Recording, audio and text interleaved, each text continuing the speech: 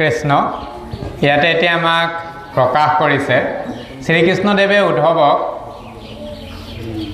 সান্তনা দি কিছুমান পৰামৰ্শ দিছে আৰু সেই উপদেশখিনি মানি চলি বাকীছোৱা জীৱন উদ্ধৱক থাকিবৰ কাৰণে কৈছে কৃষ্ণপ্ৰভুৰ ভগৱন্তই উদ্ধৱ মহন্তক কৈছে যে তুমি এনেকৈ আৰু দুখ নকৰিবা তোমাৰ দুখত মই নিজে আৱেগিক হৈ আহিছোঁ আৰু তোমাৰ দুখ মোচনৰ কাৰণেই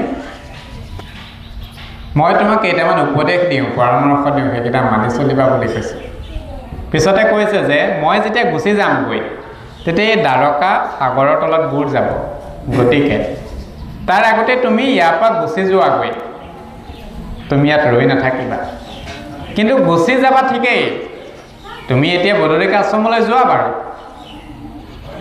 কিন্তু এটা কথা ঠিক তুমি একে ঠাইতে নাথাকিবা কাৰণ তোমাৰ দ্বাৰা ঈশ্বৰৰ কথা মোৰ কথা প্ৰকাশ হৈ থাকিব লাগিব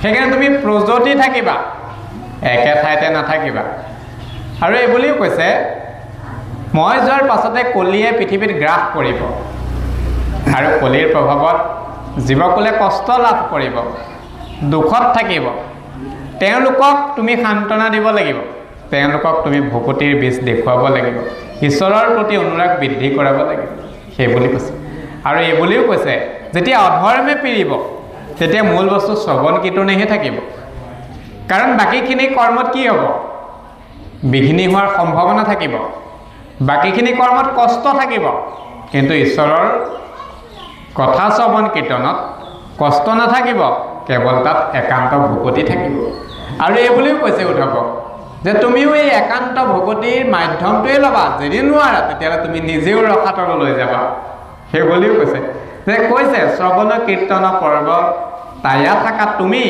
ভকতি নভৰিলে তুমি যাইবা ৰসাতল মূৰ আজ্ঞা পালিয়া ৰহিও মহাবল যদি ভকতি নহয় তেন্তে হ'লে তুমি সেই সমস্ত জীৱকুল যদি ভকতি নহয় তেন্তে জীৱকুল ৰসাতলে যাব গতিকে ভকতি কৰি মোৰ আজ্ঞা পালন কৰি সেই উদ্ধৱ বান্ধৱ তুমি এই পৃথিৱীত থাকা জীৱকুলৰ কল্যাণ সাধনৰ কাৰণে আৰু মোৰ ইচ্ছাত মোৰ কৰ্মত আদেশ হিচাপে পালন কৰি প্ৰীতি লাভৰ কাৰণে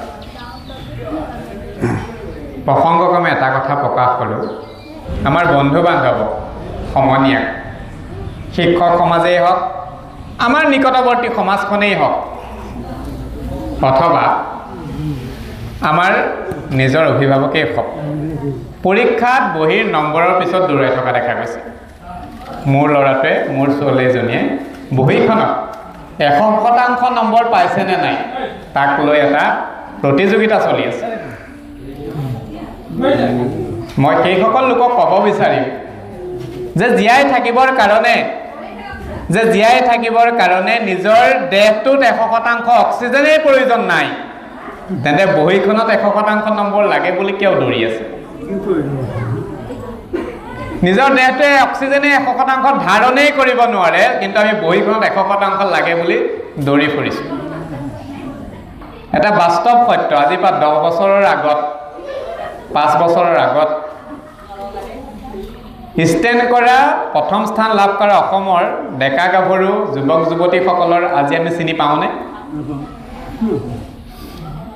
যি আমি সেই 3 মাহ 1 মাহ এসপ্তাহৰ কাৰণে আমি খবৰত আছিলে 100% পোৱা লোক ছাত্ৰ ছাত্ৰীসকল আজি আমি তেওঁলোকক চিনি পাওঁনে নাপাওঁ আমি সেইসকলক চিনি পাওঁ যিসকলে হয় ডিষ্টিংশ্যন লৈ আছিলে ষ্টাৰ মাৰ্কছ পাই আছিলে ফাৰ্ষ্ট ডিভিজন পাইছিলে কোনো ফেইল কৰিছিলে এবাৰত দ্বিতীয়বাৰ পাছ কৰিছিলে সেইসকলে আজি সমাজৰ ক'ৰবাত নহয় ক'ৰবাত এটা চুকত এটা ভাল কাম কৰি আছে পিতৃ মাতৃৰ লগত আছে নিজৰ পৰিয়ালটোৰ লগত আছে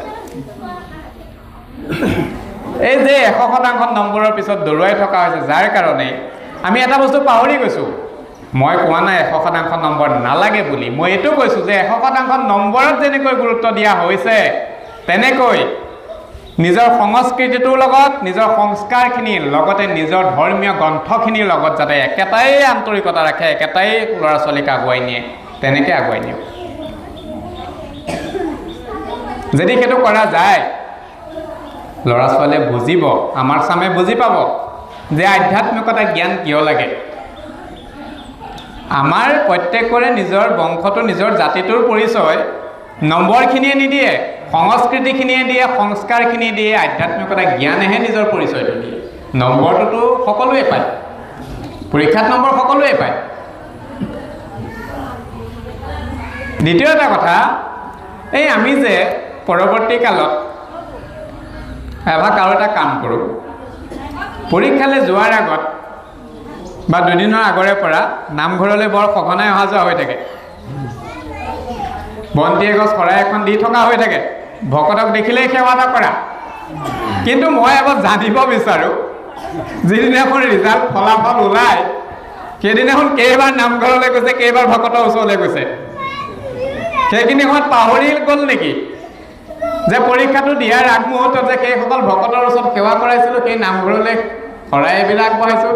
যিদিনাখনে ফলাফল আহি গ'ল সেইদিনাখনেই বনভোজৰ যোগাৰ হ'ল, ৰাতিলৈ আকৌ আছেই বিধে বিধে। কিন্তু সেইখিনি সময়ত আমি এইটো কথা কিয় পাহৰি গ'লোঁ যে পৰীক্ষালৈ যোৱাৰ আগত কাৰোবাক সেৱা কৰি গৈছিলোঁ।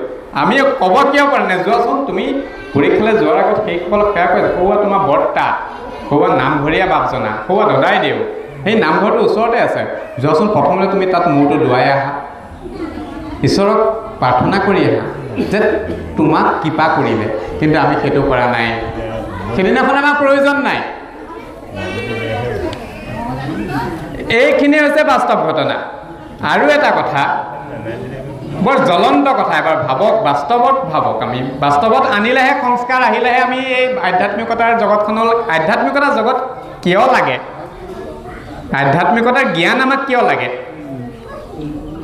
আধ্যাত্মিকতাৰ জ্ঞান যেতিয়াই পোৱা যাব তেতিয়া ল'ৰা ছোৱালী বা আমাৰ সমনীয়াখিনিয়ে, যুৱক চামে এইটো কথা বুজি পাব যে মই আৰু মোৰ মাজত পাৰ্থক্য আছে, যে এই দেহটো মোৰ নহয়, সেই দেহটো কাৰোবাৰ। জীৱ হিচাপে মই ইয়াত আছোঁহি, মই ইন্দ্ৰিয়ৰ ভোগৰ কাৰণে এইখিনি কাম কৰি আছোঁ। যেতিয়া মোৰ কৰ্ম সম্পূৰ্ণ হ'ব মই যাবগৈ লাগিব। যদি এই আধ্যাত্মিকতা জ্ঞানখিনিত থাকে তেতিয়া সেই যুৱকজনে, সেই উঠি অহা প্ৰজন্মই জানিব যে এই দেহটো মোৰ নহয়, এই দেহটোক মই আঘাত কৰিব নোৱাৰোঁ, এই দেহটোক মই ক্ষতি কৰিব নোৱাৰোঁ, কাৰণ দেহটো পঞ্চভৌতিক দেহ, 24 তত্ত্বৰে নিৰ্মিত। সেই দেহটো মোৰ নহয়, যিটো মোৰ নহয় তাক মই আঘাত দিব নোৱাৰোঁ। মই আৰু মোৰ মাজত এটা সৰু যদি উদাহৰণ দিওঁ, মই হ'লোঁ আত্মাটো, যিটো আমি দেখা নাই, কিন্তু যি নাথাকিলে আকৌ এই দেহটোৰ আকৌ কোনো মূল্য নাই।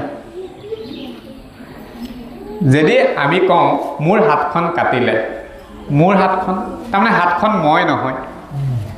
মোৰ মাথাটো বিষাইছে, তাৰমানে এই মাথাটো মই নহয়, মাথাটো মোৰ হয়।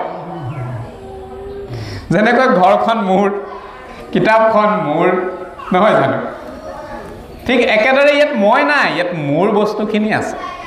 এই মই আৰু মোৰ মাজত যদি পাৰ্থক্যটো বুজি পোৱা যায় তেতিয়াহ'লে, আৰু আধ্যাত্মিকতা যদি জ্ঞান বুজি পোৱা যায়, তেতিয়াহ'লে ল'ৰা ছোৱালীয়ে এই 9ৰ পৰা 10লৈ পাছ নকৰি ফেইল কৰাৰ কাৰণে, মেট্ৰিকত পাছ নকৰি ফেইল কৰাৰ কাৰণে, মেট্ৰিকত আশা কৰা মতে ৰিজাল্ট নোপোৱাৰ কাৰণে ল'ৰা ছোৱালীয়ে আত্মহত্যা কৰিবলৈ নগ'লেহেঁতেন। যদি সেই যুৱ প্ৰজন্মই এইটো কথা বুজি পালেহেঁতেন যে দেহটো মোৰ নহয়, ইয়াক ক্ষতি কৰাৰ অধিকাৰ মোৰ নাই, যদি এই শাস্ত্ৰৰ পৰম জ্ঞানৰ পৰম তত্ত্বকণ জানিলেহেঁতেন, তেতিয়াহ'লে সাধাৰণ এটা ফলাফলৰ কাৰণে নিজৰ বডিটো নষ্ট নকৰিলেহেঁতেন, আত্মহত্যা নহ'লেহেঁতেন। আজি বছৰত এবাৰ হ'লেও শুনা যায় 9ৰ পৰা 10লৈ পাছ কৰিব নোৱাৰিলে কাৰণে আত্মহত্যা কৰিলে ল'ৰাটো বা ছোৱালীজনী। পৰীক্ষাত বহিছিলে, চাকৰিটো নাপালে, বহুবাৰ চেষ্টা কৰিলে, মই নোৱাৰোঁ আৰু, ঘৰৰ পৰা কিমান গালি গালাজ শুনিম, আত্মহত্যা কৰিছে। বহুত শুনা গৈছে। যদি এই পৰম তত্ত্ব, পৰম জ্ঞানখিনিয়ে যদি আখৰা থাকিলেহেঁতেন, তেতিয়াহ'লে এই জীৱকুলে এনেকৈ দেহখিনিয়ে কষ্ট নাপালেহেঁতেন, দেহখিনিক ক্ষতিসাধন কৰিবলৈ নগ'লেহেঁতেন। আধ্যাত্মিকতা জ্ঞান নম্বৰৰ লগত সমানে, সেইকাৰণেই লাগে। নম্বৰ হয় কি বস্তু? সংখ্যাহে একোটা। আজি ঈশ্বৰে সৃষ্টি কৰি 4 প্ৰকাৰ আশ্ৰম বনাই দি পঠাইছে, ব্ৰহ্মচাৰ্য, গাহস্থ, বানপ্ৰস্থ আৰু সন্ন্যাস। আৰু এই ঈশ্বৰে বনাই দিয়া 4 আশ্ৰমৰ লগত আমি সংস্কাৰ বিমুখী হোৱাৰ কাৰণে, আধ্যাত্মিকতা জগতলৈ পিঠি দিয়াৰ কাৰণে আমি মানৱে এখন নতুন আশ্ৰম বনাই লৈছোঁ। সেইখনে হৈছে পঞ্চম আশ্ৰম, সেইখনে হৈছে বৃদ্ধাশ্ৰম। ঈশ্বৰে 4 প্ৰকাৰ আশ্ৰমেই বনাই দিছিলে। এই মানৱে আমাৰ এই ইন্দ্ৰিয় ভোগৰ কাৰণে বেছিকৈ নম্বৰৰ পিছত দৌৰাৰ কাৰণে আজি সেই নতুনকৈ এখন আশ্ৰম বনাই লৈছোঁ, বৃদ্ধাশ্ৰম। যদি আজিৰ তাৰিখৰ পৰা আমাৰ যুৱ প্ৰজন্মক যদি এইখিনি শিক্ষা দিয়া যায়, তেতিয়াহ'লে অনাগত 20টা দিনত বৃদ্ধাশ্ৰম গৈ মিউজিয়ামত থাকিবগৈ। আমাৰ ল'ৰা ছোৱালীয়ে ক'ব যে বৃদ্ধাশ্ৰম মানেনো কি আছিলে। যদি সেইটো কৰিবলৈ প্ৰয়াস কৰা যায়, সেয়াই হৈছে আখৰা আৰু সেয়াই হৈছে আচৰণ। আমি ভাগৱতৰ মাজেৰে আধ্যাত্মিকতা কিয় লাগে? আজিকালি আমি ল'ৰা ছোৱালীক শৰণ নিদিওঁ, শৰণৰ পৰা দূৰত ৰাখোঁ। পৃথিৱীত যিমান ভাল কাম আছে, পৃথিৱীত যিমান সহজ কাম আছে, শৰণৰ সমান আৰু সহজ কাম নাই। ল'ৰা ছোৱালীয়ে যেনেকৈ মাক দেউতাকৰ ওচৰত আশ্ৰয় লয়, জীৱই ঈশ্বৰৰ ওচৰত আশ্ৰয় লয়। আশ্ৰয় লোৱাতনো কি কঠিনতা আছে? একোতো কঠিনতা নাই। আশ্ৰয় লোৱাটো সহজহে, সকলোতকৈ সমৰ্পণহে কৰি দিব লাগে। আমি শৰণক বেছি জটিললৈ নি আছোঁ। শৰণ ল'লে তুমি এইটো কৰিব নোৱাৰিবা, নহয় জানো? শৰণ ল'লে আমুকলৈ যাব নোৱাৰিবা। শৰণ ল'লে তুমি নিয়ম নীতিত থাকিব লাগিব। শৰণ ল'লে তুমি এইখিনি কৰিবই লাগিব। আমি শৰণক জটিলতালৈ নি আছোঁ, যাৰ কাৰণে যুৱ প্ৰজন্মই ভয় খাই নোলোৱা হৈছে। প্ৰহ্লাদে যদি 5 বছৰত শৰণ ল'ব পাৰিছিলে, ঈশ্বৰৰ ওচৰত যাব পাৰিছিলে, ধ্ৰুৱই যদি 3 বছৰত পাৰিছিলে, আমি মনুষ্য বিয়া হোৱালৈ 20 বছৰ 30 বছৰলৈ কিয় ৰৈ আছোঁ? প্ৰহ্লাদ আৰু ধ্ৰুৱই তেতিয়া হাজাৰ হাজাৰ বছৰ আয়ুস পাইছিলে, নহয় জানো বাপ সমস্ত? হাজাৰ হাজাৰ বছৰ আয়ুস পোৱাৰ পাছত 3 বছৰ 5 বছৰত ঈশ্বৰৰ ওচৰলৈ গৈছিলে। কলি যুগৰ মনুষ্যই 100 বছৰ আয়ুস পাইছে, তাতো ৰৈছে 20 বছৰলৈ। এতিয়া কথাটো হ'ল, শৰণক আমি সহজ কেনেকৈ কৰিম? কৈ থাকিলেই নহ'ব নহয়, সহজ কৰি থৈ যাওঁ। সহজ হ'লে তেতিয়া আচৰণলৈ আনিবলৈ সুবিধা হ'ব।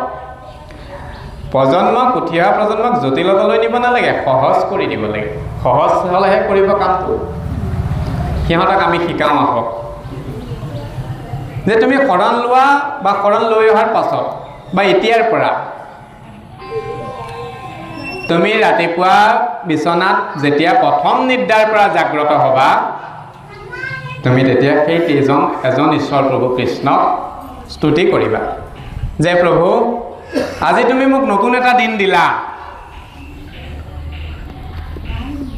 আৰু এই সমস্ত দিনটো মই তোমাৰ ওচৰতে সমৰ্পণ কৰিলোঁ।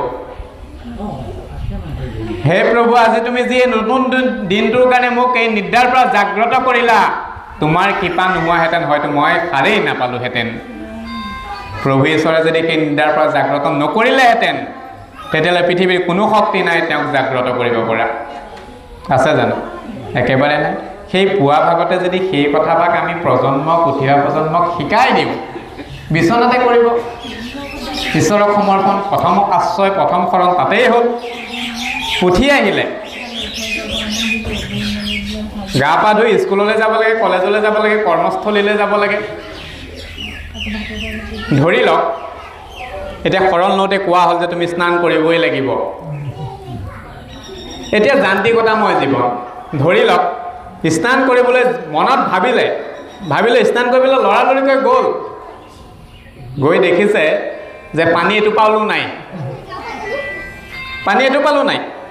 এতিয়া তেওঁ স্নান নকৰাকৈ বোলে অফিচলৈ নাযাওঁ, সেইটোও কৰিব নোৱাৰে, কাৰণ সেই স্কুলখন, সেই কলেজখন বা সেই অফিচটো তেওঁ কৰ্মস্থলী, কৰ্মৰ পৰা বিমুখ হ'ব নোৱাৰিব। অৰ্জুনে যেনেকৈ কৰ্মৰ পৰা বিমুখ হ'ব নোৱাৰিছিলে, তেওঁ কৰ্ম কৰিব লাগিছিলে। এই যেতিয়া মনত এটা আকাংক্ষা জন্মিলে যে মই স্নান কৰিব লাগিব, তেওঁৰ আত্মাৰ স্নান তাতেই হ'ল। কেৱল কায়িক স্নানটোহে বাকী ৰ'ল।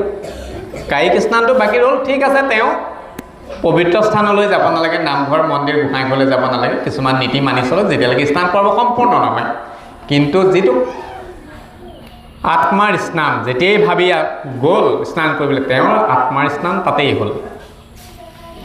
যেতিয়া কৰ্মস্থলীলৈ আগবাঢ়ি গ'ল, তেতিয়াই ক'লে প্ৰভু, দিনটোৰ কাৰণে যিখিনি কৰ্ম কৰোৱাবা সকলোখিনি তোমাতে সমৰ্পণ কৰিলোঁ। যি হ'ব, যি কৰিম, যি কৰোৱাবা সকলোখিনি তোমাৰ দ্বাৰাই সম্ভৱ হ'ব, মই কেৱল নিৰ্মিত্ৰহে। তাতেই কৰ্মত শৰণ হ'ল। যেতিয়া আমি আহাৰ গ্ৰহণ কৰিলোঁ, দেখুৱাই সেৱা কৰিবলৈ নালাগে নহয়, মনৰ ভিতৰত কৰিলেই হ'ল।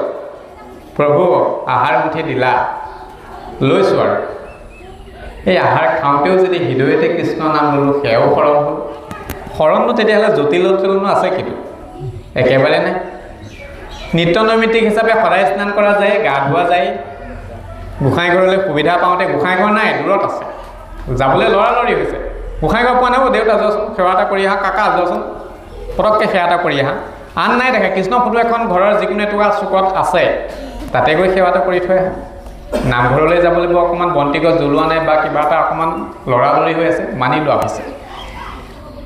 ইয়াৰ পৰা সামগ্ৰিকভাৱে এইটোৱে প্ৰকাশ কৰিবলৈ প্ৰয়াস কৰা হ'ল, যিমানেই আমি শৰণক সহজ কৰিম সিমানেই প্ৰজন্ম আগবাঢ়ি আহিব, শৰণৰ ওচৰলৈ আহিব।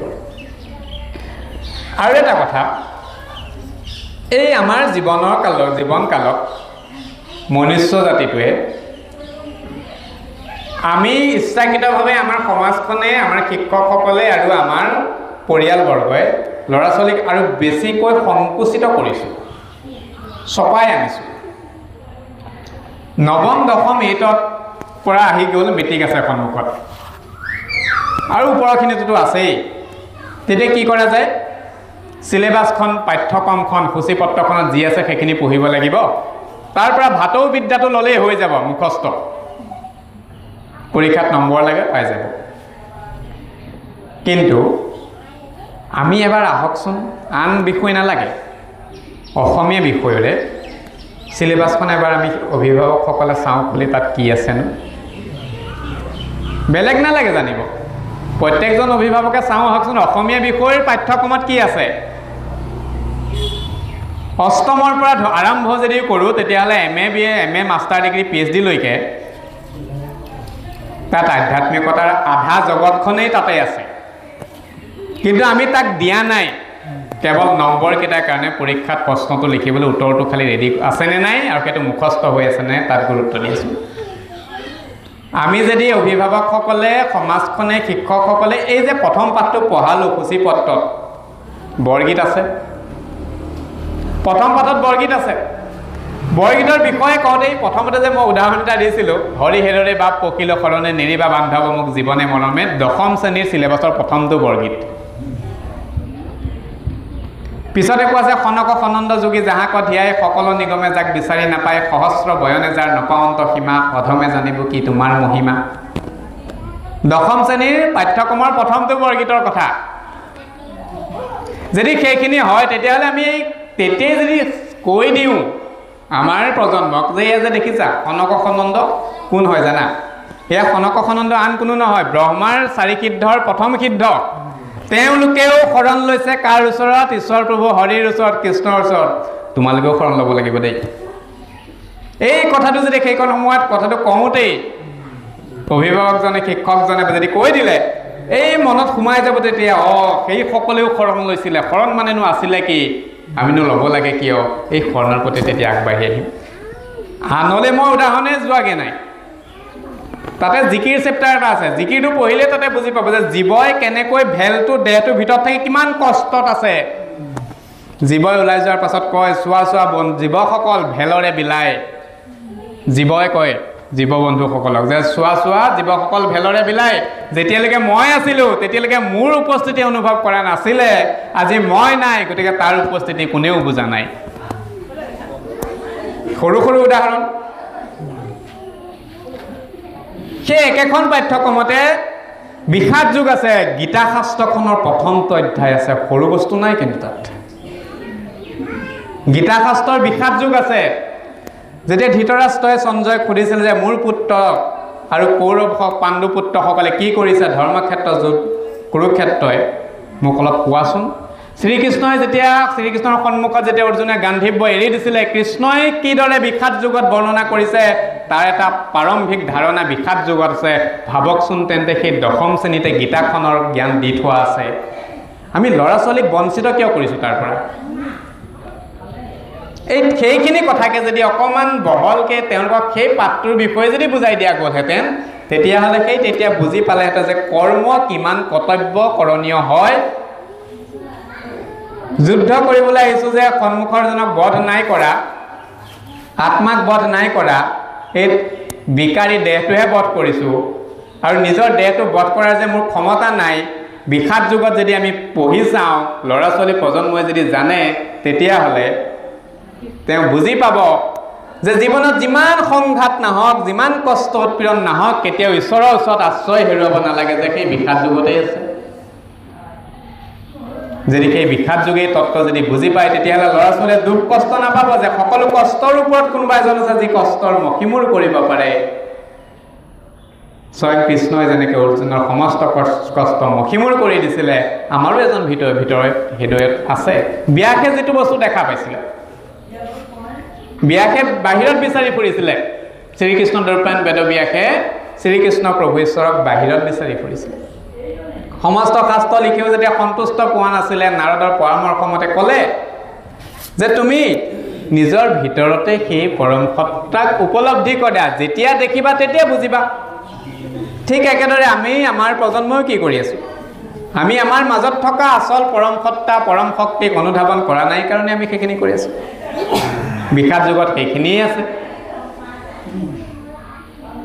কোৱাই আছে যে ভাগৱতৰ প্ৰথমতে সেইকাৰণে কৈছে, বিষাদ যুগৰ প্ৰসংগটো আহিছে কাৰণে কৈছোঁ যে কৃষ্ণৰ কথা হৃদয়ত কেনেকৈ আছে। ব্যাসে স্বয়ং বিচাৰি কেনেকৈ পাইছিলে? হে ৰাম কৃষ্ণৰ মূৰ্তি কপাছে কৰিলন্ত ধ্যান, হৃদয়ত কৃষ্ণ কদে খিল বিদ্ৰমান, বাম পাশে মায়া দক্ষিণত ভক্তিমাও, দেখি ব্যাসৰ ঋষিৰ ৰোমাঞ্চিত ভৈলা গাঁও, মায়ায়ে বান্ধন্ত ভক্তি মাতৃ মেলা অন্ত, দুহাত মধ্যস্থভাৱে আছা ভগৱন্ত, অবন্ধৰ মুখ্যৰ হেতু দেখি ব্যাস ঋষি, ভাগৱত শাস্ত্ৰ পাছে কৰিলা হৰিষি। ঈশ্বৰ প্ৰভুক যদি আমি সেই ভিতৰত বুজি পালোঁ, ব্যাসে যেনেকৈ পাইছিলে, আমিও বুজি পাব লাগিব। আমাৰ প্ৰজন্মক সেইখিনি শিকাব লাগিব। মই নতুন প্ৰজন্মৰ কথা এইকাৰণে বাৰে প্ৰতি আনি আছোঁ যে এটা গছৰ পুলি যেতিয়া প্ৰথমতে ৰোৱা যায়, পুলিতে যেতিয়া তাক উপযুক্ত সাৰ জাবৰ পানী দিয়া যায়, সময়ত সি এনেই বৃক্ষ ডাঙৰ হৈ ফলে ফলে জাতিষ্কাৰ হ'ব। গতিকে এইটোৱেই সময় আমাৰ। আৰু লগতে এই বুলিও আছে প্ৰসংগক্ৰমে, এই বিষাদ যুগৰ প্ৰসংগতেই অৰ্জুনক শ্ৰীকৃষ্ণই বাৰে প্ৰতি একেটা কথা কৈ আছিলে যে তুমি কৰ্মখিনি ঠিকেই কৰি আছা, সমৰ্পণ ভাৱ ৰাখিছানে নাই। ঠিক একেদৰে সমৰ্পণ মানে হৈছে আশ্ৰয়, আশ্ৰয় মানে হৈছে শৰণ। আমি ল'ৰা ছোৱালীক এইটো কথা শিকাব পাৰোঁ, আমাৰ প্ৰজন্মক এইটো কথা শিকাব পাৰোঁ যে তুমি বাহিৰত আছা, হয় অধ্যয়নৰ কাৰণে, নহয় কৰ্মসূত্ৰৰ কাৰণে। আমি খবৰটোহে পাম, কিবা এটা ঈশ্বৰে নকৰক, কিবা এটা তোমাৰ দুখ বিপদ হ'ল, কিবা এটা অঘটন ঘটিছে, আমি খবৰটো ফোন যোগে পাম। আমি গৈ পোৱাৰ আগতেই তোমালোকৰ ওচৰত কোনোবা এজন থাকিব, সেইজনে ঈশ্বৰ প্ৰভু ভগৱন্ত থাকিব, সেইজনৰ ওচৰত শৰণ লোৱা, সেইজনৰ ওচৰত আশ্ৰয়। যদি এইখিনি কথাক আমি সহজ কৰি দিওঁ, তেতিয়াহ'লে এই সমস্তখিনি সহজ হৈ উঠিব। গতিকে সেইটোৱে নিবেদন থাকিল। এই আধ্যাত্মিকতা জ্ঞান আজি আমাৰ মানৱ সমাজত কিয় লাগে, আৰু এই আধ্যাত্মিকতা জ্ঞানৰ, আধ্যাত্মিকতা তত্ত্বৰ যাতে ভুল ব্যাখ্যা নহয়, তাৰ প্ৰতিও সচেতন থাকিব লাগে। যদি এই আধ্যাত্মিকতাৰ ভুল ব্যাখ্যা নহ'লেহেঁতেন, তেতিয়াহ'লে আজিৰ তাৰিখত চলি থকা এই হিন্দুস্তান আৰু পাকিস্তানৰ মাজত যুদ্ধখন নহ'লেহেঁতেন। কোৰাণৰ কিছু এনেকুৱা আয়ত আছে যি কথা সঁচাই লিখা আছে, কিন্তু তাত ব্যাখ্যা ভুল কৰি থোৱা আছে। যেনেকৈ উদাহৰণ এটা দিয়া হৈছিলে যে পুথি নুচুবি চকু ফুটিব, সেই এনেধৰণৰ ভুল ব্যাখ্যা দি থোৱাৰ কাৰণেই মনুষ্যত্ব কি তাক বুজি পোৱা নগ'ল। নিজৰ ধৰ্মটো ৰক্ষা কৰিবৰ কাৰণে সেইখিনি দুষ্কৃতিকাৰী কৰ্ম কৰা হ'ল। যদি বুজি পোৱা গ'লহেঁতেন যে মানৱ ধৰ্মতকৈ শ্ৰেষ্ঠ ধৰ্ম একো নাই, ঈশ্বৰে সৃষ্টি কৰি দিয়া ধৰ্মক বেলেগে ৰক্ষা কৰিব নালাগে, স্বয়ং তেওঁ নিজেই আছে, আমি মনুষ্যই সেই ধৰ্মক কি ৰক্ষা কৰিব পৰা ক্ষমতা আছে। যদি তত্ত্বখিনি জানিলোহেঁতেন, তাৰ কাৰণেই আমি মানৱ ধৰ্ম, এই আচৰণখিনি লাগে, আধ্যাত্মিকতাৰ জ্ঞানখিনি লাগে, সেই পৰম জ্ঞানখিনি লাগে। সেইটোৱেহে বুদ্ধি সমাজ আৰু মহন্ত সমাজলৈ পাঠৰ মাধ্যমেৰে এভাগ অনুৰোধ থাকিল। কৃষ্ণ।